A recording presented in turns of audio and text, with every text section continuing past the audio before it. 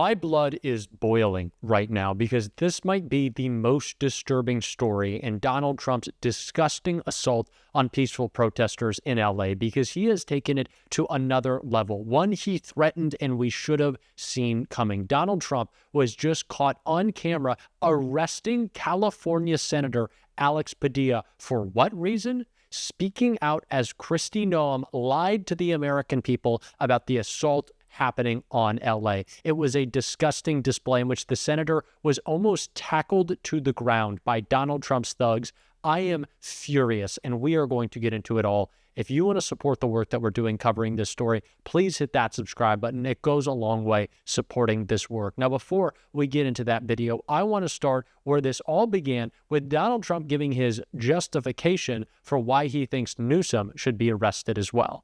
A crime has he committed? I think his primary crime is running for governor, because he's done such a bad job. What he's done to that state is like what Biden did to this country. And that's pretty bad. It's the wrong philosophy.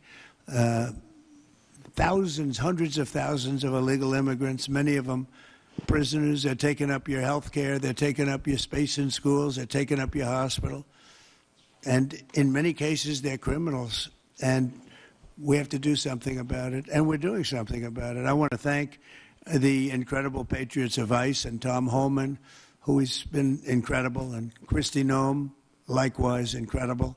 The job they're doing. It is so key that we point out that Donald Trump, when confronted with the reason why he thinks Gavin Newsom or any Democrat in California should be arrested, should be in jail, whatever he wants to say now, is because he thinks they're doing a bad job. Donald Trump thinks he gets to decide who is in prison. Donald Trump thinks he gets to decide everything for everyone in America. And as we just saw at his speech at Fort Bragg, Donald Trump is now deliberately screening law enforcement and our Marines currently in LA for those with loyalty to him and loyalty to his executive orders and any statements that he makes. Donald Trump is trying to create a police state of and for Donald Trump, and it is terrifying. It is terrifying. Senator Padilla was calling it out just last night, and then we're going to take a look at this disturbing footage. This is a senator not breaking the law, not attacking Donald Trump, and not doing anything wrong, peacefully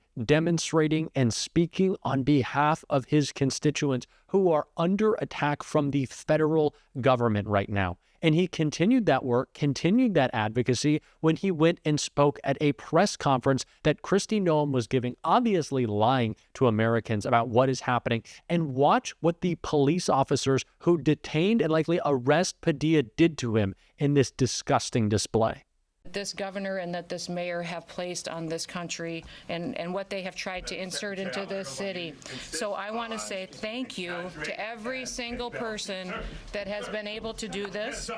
Also, I want to talk specifically to the rioters and to the politicians in Los Angeles. A half a dozen violent criminals that you're rotating on your. I also want to talk about specifically how many of our ICE agents. I'm Senator Alex Padilla.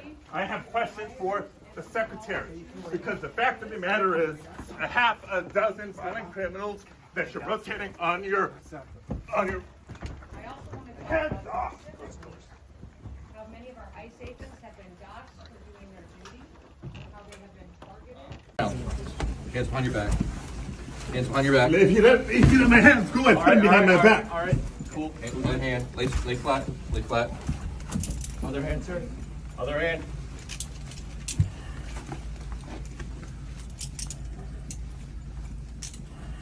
There's no recording allowed out here. I did not know. There's no recording allowed out here per FBI, right? I am furious. I am furious. That is sickening. Oh, tackling him to the ground, pulling at him, ripping him out of the room. That is a U.S. senator doing oversight, speaking out against a fascistic, authoritarian administration that wants to attack its own citizens, that's getting the military to boo the governor of California, the mayor of Los Angeles, and the entire state. This is gross. This is a disgusting display, and this is the chaos of the Trump administration. It is unforgivable, those who voted for this evil to be done to our country. This is, I can't even articulate it anymore. These aren't threats. The intimidation is real. They are trying to create a spectacle. I don't even know what to say. All I know is that I am absolutely furious. Republicans do not care about fixing this issue. They don't care about the issue. They want to make an issue of it.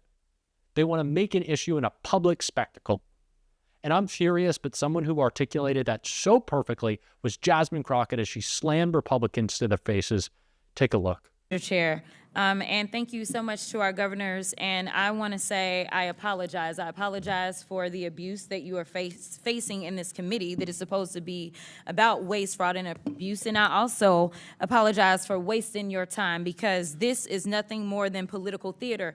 Now, again, this committee is supposed to be about waste, fraud, and abuse. We did not have to have this faux creation of Doge. The committee itself, that is our job.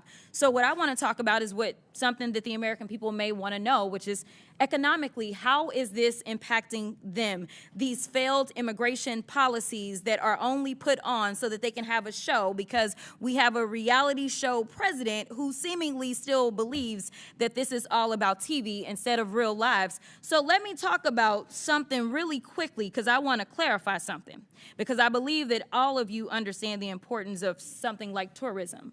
Are you aware, any of you, are you aware as to whether or not tourism in the United States is anticipated to decrease to the extent that we are estimated to lose $12.5 billion in international vendor spending in just the year 2025? I can answer as the tourism capital of the country. I assume you could. Tourism's already down. It is down in the North Country, where the Canadians refuse to come over because of the hostility toward their country. It's happening in New York City. It's happening at our sporting events here, our theater. There's a ripple effect throughout our entire economy because of the change in attitude that our country, that once welcomed people from all over the world to visit and recreate and to live here, now feels like a very hostile place to them. It is going to have an economic impact on our bottom line, without a doubt. So let's talk about it a little bit more. So I am supposed to have a number of FIFA games in Dallas, and I am fully anticipating that we are going to have a problem, because I've been receiving phone calls that people don't feel safe coming here, and it's not the immigrants. It's this government that is making them feel unsafe. But let me also do this, because they love to cherry pick. They can find, any one person that has been killed, and if they've been killed by an immigrant, then God darn it, every single immigrant is going out and they are killers, and that is the problem. But they don't want to talk about white supremacy. I don't know how many hearings we gonna have about the fact that there's been this one immigrant that killed this one person. And no, I'm not excusing any killings by them or white supremacists, but they haven't had these hearings. We didn't have a hearing on Buffalo and what happened there. We didn't have a hearing on El Paso and what happened there. We didn't have a hearing on Charleston and what happened there. So it's interesting that they pick and choose, because it seems like they love to pal around with the white supremacists, and so they don't want to talk about certain other things. But economically, I want to make sure that we're making this point again, because I know that Governor Pritzker, you were the beneficiary of a lot of things from the state of Texas. And a lot of people believe that Republicans are fiscally responsible, but instead they are actually fiscally irresponsible, because what he spent was a whopping $221 million transporting people from Texas to your state. Something tells me that he could have done something else with that $221 million. In addition to that, I know that there's been some conversations about what's going on in LA, and they want to say that it's riots because they didn't want people to keep talking about, say, the Epstein files or whatever other drama was popping off between the president and his little friend. So they wanted to change the conversation to immigration because they feel like, well, the polling is in our benefit. But let me tell you something. If they cared about making sure we were going to be fiscally responsible, they would tell the American people that it cost them $134 million to send the National Guard to LA for the quote-unquote riots that the governor didn't ask for, nor did the mayor of LA ask for, and they sent them over there, and they say that they care about our service members, yet they sent them and they were laying on the floor. They did not provide for food. So I don't know why we would believe that, number one, they want to fix this. They don't want to fix this, because the brokenness is a feature, not a flaw of the system, because it is beneficial to them when it comes to campaigning. If they can't stoke fear, then why are they going to say have anybody vote for them? Because that's what people are doing. They're voting out of fear. But Ms. Perryman, we know each other a little well. And I know you got a law degree. And it seems like we all need law degrees in here nowadays to understand the Constitution. So really briefly, I just want to make this point. There is a certain person that was afforded, say, due process. But let's say if, say, Donald Trump had been charged with all of these cases that he got charged with in 4 different jurisdictions, if he wasn't afforded due process, there could have been a possibility that he just would have been locked up and thrown somewhere, right? That would be a possibility. And then maybe we wouldn't have a tariff war or anything else that we're dealing with or all the other nonsense. But the point is, he was afforded due process, and regardless of the political opposition, Democrats, Republicans, and independents, I thought, believe that due process should be afforded to everybody, even him. Due process is for everyone. Okay, so the Fifth Amendment doesn't say that it's just for the people that are Americans? It does not. It says anybody on our soil? It's for everyone. Okay, it's pretty simple. I don't know why we are having... I'm furious. I hope y'all understand I'm a little emotional seeing that. Ripping a U.S. senator out of a room, practically tearing his clothes off as he, uses his voice? He didn't go up and try to push Kristi Noem off the podium. Would have been justified at this point. He was using his voice. That's his job. That's what he was elected to do. This administration is sickening. It's gross. It is gross. And we are going to continue to call it out. I'm sorry. I'm upset. But if you want to support the work that we're doing, as always, you can hit that subscribe button. You can leave a like on this video. And if you stuck around at the end, drop a blue heart in the comments. Or you can just say how much you hate Donald Trump, because it would be cathartic. And I certainly need to right now. Until next time, because we're going to be covering it all. I'll see you soon.